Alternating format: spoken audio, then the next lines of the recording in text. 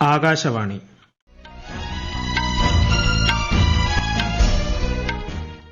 നമസ്കാരം. വാർത്തകൾ വായിക്കുന്നത് ഹരിഷ്ണ.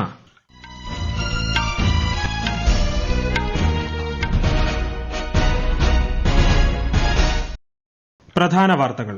സ്ത്രീകളുടെ സാമ്പത്തിക ശാക്തീകരണത്തിനായി കേന്ദ്ര സർക്കാർ സമഗ്ര പ്രവർത്തനം കാഴ്ചവെക്കുകയാണെന്ന് പ്രധാനമന്ത്രി നരേന്ദ്രമോദി. അമുൽ സുവർണ ജൂബിലി ആഘോഷത്തിൽ പ്രധാനമന്ത്രി പങ്കെടുത്തു. ഗുജറാത്തിൽ 55,500 കോടി രൂപയുടെ വികസന പദ്ധതികൾക്ക് പ്രധാനമന്ത്രി ഇന്ന് തുടക്കം കുറിക്കും. വയനാട്ടിലെ വന്യജീവി ആക്രമണവുമായി ബന്ധപ്പെട്ട് കേന്ദ്രമന്ത്രി ഭൂപേന്ദർ യാദവിന്റെ നേതൃത്വത്തിൽ ഉദ്യോഗസ്ഥതല യോഗം ചേർന്നു. ക്ഷുദ്രജീവികളെ നേരിടാൻ സംസ്ഥാനങ്ങൾക്ക് നിയമപരമായ അധികാരമുണ്ടെന്ന് കേന്ദ്രമന്ത്രി.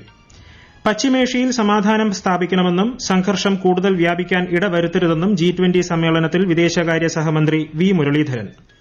സ്ത്രീകളുടെ ശാക്തീകരണം സാധ്യമാക്കിയ സുപ്രധാന ഘടകം വിദ്യാഭ്യാസമാണെന്ന് മുഖാമുഖം പരിപാടിയിൽ മുഖ്യമന്ത്രി Pinarayi Vijayan. India England 4ാം cricket ടെസ്റ്റിന് നാളെ റാഞ്ചിയിൽ തുടക്കം. വാർത്തകൾ വിശദമായി. വനിതകളാണ് രാജ്യത്തെ ക്ഷീരമേഖലയെ നയിക്കുന്ന സുപ്രധാന ശക്തിയെന്ന് പ്രധാനമന്ത്രി നരേന്ദ്രമോദി. സ്ത്രീകളുടെ സാമ്പത്തിക ശാക്തീകരണത്തിനായി കേന്ദ്ര സർക്കാർ സമഗ്ര പ്രവർത്തനം കാഴ്ചവെക്കുകയാണെന്നും അദ്ദേഹം അഹമ്മദാബാദിൽ പറഞ്ഞു. അമുൽ ക്ഷീര സഹകരണ സംഘത്തിന്റെ സുവർണ ജൂബിലി ആഘോഷത്തിൽ പങ്കെടുക്കുകയായിരുന്നു പ്രധാനമന്ത്രി. ഇന്ത്യയിലെ കന്നുകാലി കർഷകരുടെ ശക്തിയുടെ പ്രതീകമാണ് അമുൽ എന്നും പ്രധാനമന്ത്രി ചൂണ്ടിക്കാട്ടി. हम आज दुनिया के सबसे बड़े दूध उत्पादक देश हैं. भारत के डेयरी सेक्टर में 8 करोड़ लोग सीधे जुड़े हुए हैं. दुनिया में डेयरी सेक्टर सिर्फ 2% की दर से आगे बढ़ रहा है, जबकि भारत में डेयरी सेक्टर 6% की दर से आगे बढ़ रहा है. भारत में 10 लाख करोड़ रुपए के टर्नओवर वाले डेयरी सेक्टर की मुख्य कर्ता धर्ता देश की नारी शक्ति है. आज जब भारत विमेन लेड डेवलपमेंट के मंत्र के साथ आगे बढ़ रहा है. രാജ്യത്തെ ക്ഷീരമേഖല ആഗോള ശരാശരിയേക്കാൾ ഉയർന്ന നിരക്കിൽ 6% വളർച്ച കൈവരിച്ചതായും ശ്രീ മോദി പറഞ്ഞു. 10 ലക്ഷം കോടി രൂപയുടെ വാർഷിക വിറ്റുവരവാണ് രാജ്യത്തെ ക്ഷീരമേഖലയ്ക്കുള്ളതെന്നും അദ്ദേഹം വ്യക്തമാക്കി. 1 ലക്ഷത്തിലധികം ക്ഷീരകർഷകർ പരിപാടിക്ക് സാക്ഷ്യം വഹിക്കാനെത്തിയിരുന്നു. ഗുജറാത്തിൽ 55,500 കോടി രൂപയുടെ വികസന പദ്ധതികളുടെ ഉദ്ഘാടനവും ശിലാസ്ഥാപനവും പ്രധാനമന്ത്രി ഇന്ന് നിർവഹിക്കും. റോഡ്, റെയിൽ, ഊർജ്ജം, ആരോഗ്യം, ഇന്റർനെറ്റ്, നഗരവികസനം, ജലവിതരണം, വിനോദസഞ്ചാരം തുടങ്ങിയ മേഖലകളിലെ വിവിധ പദ്ധതികൾക്കാണ് ഇന്ന് തുടക്കമാകുന്നത്. 8,000-ലധികം ഗ്രാമപഞ്ചായത്തുകളിൽ അതിവേഗ ഇന്റർനെറ്റ് ലഭ്യമാകുന്ന ഭാരത് നെറ്റ് 2ാം ഘട്ടം പ്രധാനമന്ത്രി മെഹ്സാനയിൽ ഉദ്ഘാടനം ചെയ്യും. വൈകിട്ട് നവ്സാരിയിലെത്തുന്ന ശ്രീ മോദി 17,500 കോടി രൂപയുടെ വികസന പദ്ധതികൾക്ക് തുടക്കം കുറിക്കും. കക്രപോർ ആണവ നിലയം സന്ദർശിക്കുന്ന അദ്ദേഹം 2 പുതിയ പ്രഷറൈസ്ഡ് ഹെവി വാട്ടർ റിയാക്ടറുകൾ രാജ്യത്തിന് സമർപ്പിക്കും. പ്രധാനമന്ത്രി നരേന്ദ്രമോദി ഇന്ന് സ്വന്തം പാർലമെന്റ് മണ്ഡലമായ വാരാണസി സന്ദർശിക്കും. കാശിയിൽ 13,000 കോടി രൂപയുടെ വികസന പദ്ധതികൾക്ക് അദ്ദേഹം തുടക്കം കുറിക്കും. ബനാസ് കാശി സങ്കുൽ ക്ഷീര സംസ്കരണ യൂണിറ്റ്, UPSIDA അഗ്രോ പാർക്കിലെ അടിസ്ഥാന സൌകര്യങ്ങൾ, silk fabric printing common facility centre എന്നിവ അദ്ദേഹം നാളെ ഉദ്ഘാടനം ചെയ്യും. National Institute of Fashion Technology, medical college, National Centre of Ageing എന്നിവയുടെ തറക്കല്ലിടലും പ്രധാനമന്ത്രി നിർവഹിക്കും. വയനാട്ടിൽ വന്യമൃഗശല്യം രൂക്ഷമായ സാഹചര്യത്തിൽ കേന്ദ്ര വനം പരിസ്ഥിതി മന്ത്രി ഭൂപേന്ദർ യാദവിന്റെ നേതൃത്വത്തിൽ കൽപ്പറ്റ കളക്ടറേറ്റിൽ ഉദ്യോഗസ്ഥതല യോഗം ചേർന്നു. സംസ്ഥാന വനം വകുപ്പിലെ ഉദ്യോഗസ്ഥർക്ക് പുറമെ കർണാടക വനം ഉദ്യോഗസ്ഥരും യോഗത്തിൽ പങ്കെടുത്തു. ക്ഷുദ്രജീവികളെ നേരിടാൻ നിയമപരമായ അധികാരം സംസ്ഥാനങ്ങൾക്കുണ്ടെന്നും ചീഫ് വൈൽഡ് ലൈഫ് വാർഡന് നടപടി സ്വീകരിക്കാവുന്നതാണെന്നും മന്ത്രി വ്യക്തമാക്കി. But I want to make a clarity here that under the Wildlife Protection Act 1972, under Section 11, enough power have been vested with the Chief Wildlife Warden of the state. So power is already there. The state government wants, their power is with them. With their Chief Wildlife, the power is there. വന്യജീവി ആക്രമണങ്ങളിൽ കൊല്ലപ്പെടുന്നവർക്ക് 10 ലക്ഷം രൂപ കേന്ദ്ര സഹായം ലഭിക്കാൻ അർഹതയുണ്ട്. ഇതിനുള്ള തുക കേന്ദ്ര സർക്കാർ കൃത്യമായി നൽകുന്നുണ്ട്. സംസ്ഥാനങ്ങൾക്ക് വേണമെങ്കിൽ കൂടുതൽ തുക അനുവദിക്കാവുന്നതാണെന്നും മന്ത്രി പറഞ്ഞു. പശ്ചിമേഷ്യയിൽ സമാധാന സ്ഥാപനത്തിന് ദ്വിരാഷ്ട്ര പരിഹാരം നടപ്പാക്കണമെന്ന് ഇന്ത്യ.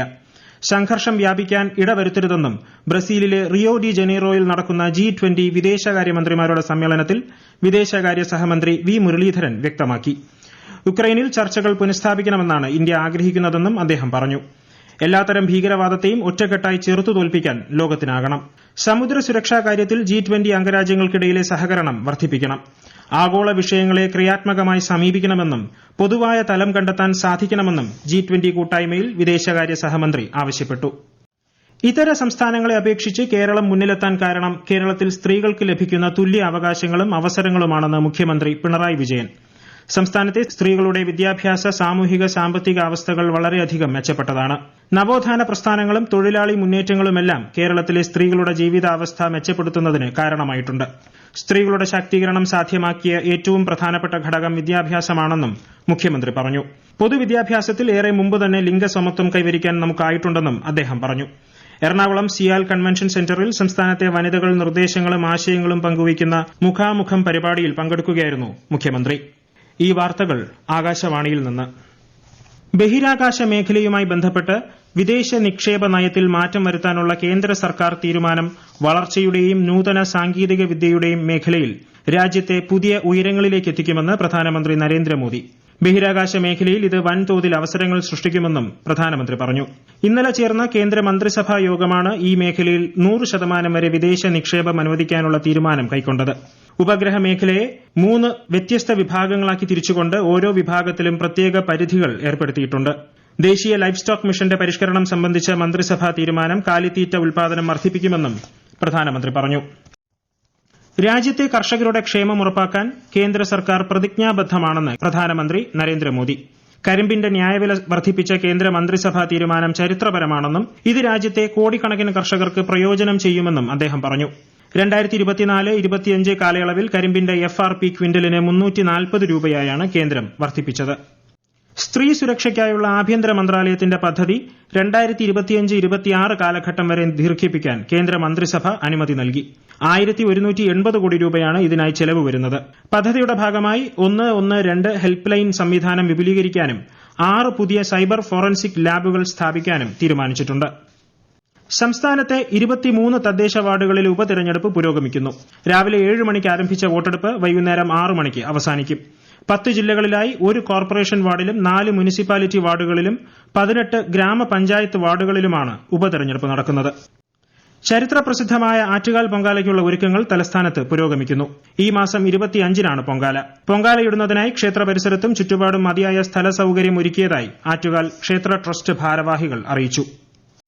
എക്സൈസ് നയവുമായി ബന്ധപ്പെട്ട കള്ളപ്പണം വെളുപ്പിക്കൽ കേസിൽ ഡൽഹി മുഖ്യമന്ത്രി അരവിന്ദ് കെജ്രിവാളിന് എൻഫോഴ്സ്മെന്റ് ഡയറക്ടറേറ്റ് വീണ്ടും സമൻസ് അയച്ചു. ചോദ്യം ചെയ്യലിനായി ഈ മാസം 26-ന് ഹാജരാകാനാണ് നിർദ്ദേശിച്ചിരിക്കുന്നത്. കേസിൽ കെജ്രിവാളിന് ED നൽകുന്ന 7ാമത്തെ സമൻസാണിത്. കിരു ജലവൈദ്യുത പദ്ധതി കരാർ നൽകിയതിലെ ക്രമക്കേടുമായി ബന്ധപ്പെട്ട് ജമ്മു കശ്മീർ മുൻ ഗവർണർ സത്യപാൽ മാലിക്കിന്റെ വസതിയിൽ CBI റെയ്ഡ്. അദ്ദേഹവുമായി ബന്ധപ്പെട്ട 30 കേന്ദ്രങ്ങളിലും റെയ്ഡ് നടക്കുന്നുണ്ട്. കരാറിൽ 2200 കോടി രൂപയുടെ ക്രമക്കേട് നടന്നുവന്ന ആരോപണത്തെ തുടർന്നാണ് അന്വേഷണം. ഇന്ത്യ ഇംഗ്ലണ്ട് 4ാം ക്രിക്കറ്റ് ടെസ്റ്റിന് നാളെ റാഞ്ചിയിൽ തുടക്കമാകും. 5 മത്സരങ്ങളുടെ പരമ്പരയിൽ ഇന്ത്യ 2-1 മുൻപിലാണ്. വിശ്രമം അനുവദിച്ചതിനാൽ ജസ്പ്രീത് ബുംറ 4ാം ടെസ്റ്റ് കളിക്കില്ല. ബുംറയ്ക്ക് പകരമായി മുകേഷ് കുമാർ ടീമിന്റെ ഭാഗമാകും. ആദ്യ ടെസ്റ്റിൽ പരിക്കേറ്റ KL രാഹുലും നാളെ കളിക്കളത്തിലിറങ്ങില്ല. പാകിസ്ഥാനിൽ ഏർപ്പെടുത്തിയിരിക്കുന്ന ഇന്റർനെറ്റ് വിലക്കുകളെ അപലപിച്ച് അമേരിക്ക.